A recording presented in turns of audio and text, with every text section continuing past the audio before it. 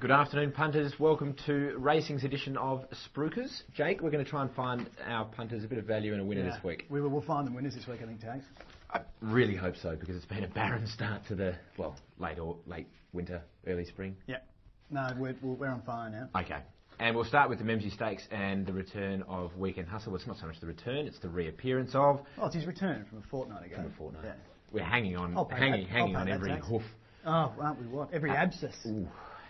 Let's hope there's no more. No. Weekend Hustle is going to start well odds-on favourite here. He's about $1.70. Maldivian $7. Scenic Blast $8. Who you're a big fan of Scenic Blast? I am, yeah.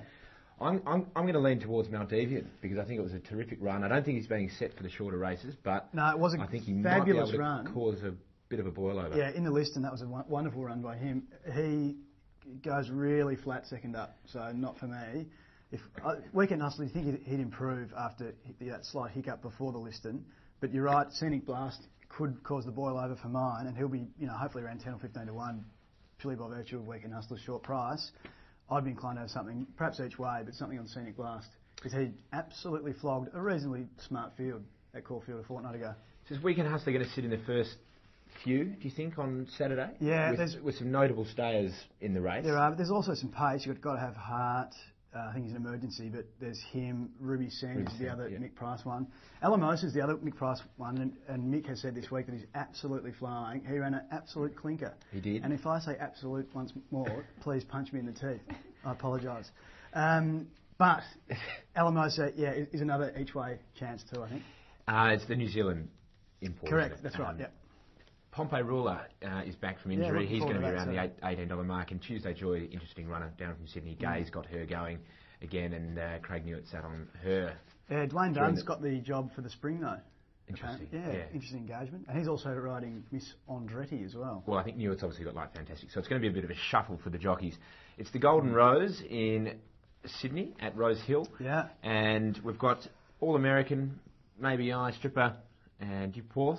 And do you like anything else there? I backed the thing a couple of weeks ago, Destitute Tags. Yeah, so $4.20, Destitute. Yeah, that'll probably be first or second favourite. It was an incredible effort. It sort of hit the lead with about 2.50 to go, was headed by about half a length, and then came back on the line. He's an interesting-looking grey creature, but on his run the other week, I like him. There's probably horses with more talent or perhaps better records in the race, but he's got great scope, and I think he's a good chance. Now, I don't know much about the favourite here, so do you want to divulge a little bit of information? Duporth, yeah. He has run some good races in the last sort of month.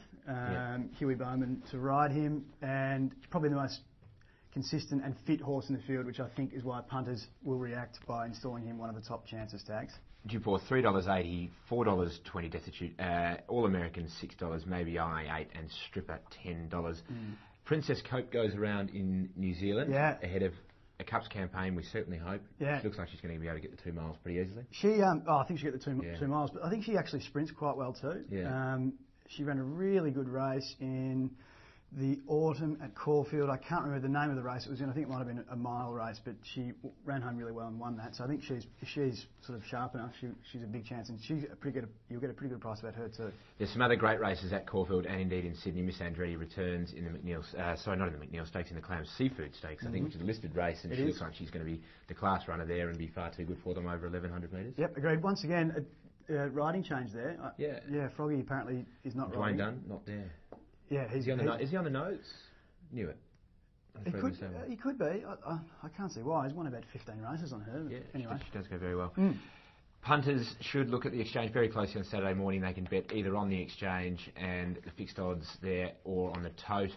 Remember, they're betting into the Super Tab pool through Tote Tasmania. So punters, a big day on Saturday of racing. We're going to have a very quick look at the US Open. It's the first time that Roger Federer hasn't started favourite in a tournament outside the French, or a major tournament. He's behind Rafael Nadal, who's cleaning up at the moment. He won the Olympic title along with the French and also Wimbledon. He is $2.86 to make it 3 on the go. Nadal has never...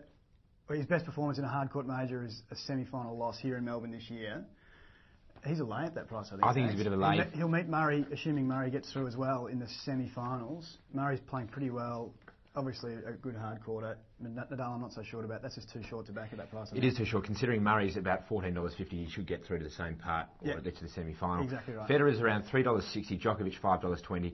Name your price, the others. The women's is very, very open as usual. Ivanovic, who was going well earlier in the year, seems to have hit a speed hump. So is Jankovic. And she's in real trouble. Serena Williams heads the market, $4.40.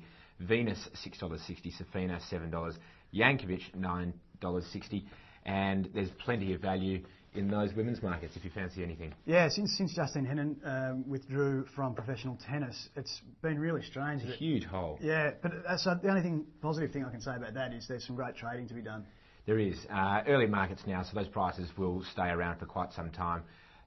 Make sure you get on before the quarterfinals when those prices will start to disappear. Do you like anything there? You're going to stick your neck out? One of the Williams sisters, they've got the score on the board. I'm going to go for Federer and Safina there. And Federer in the men's as well, I agree with you on that.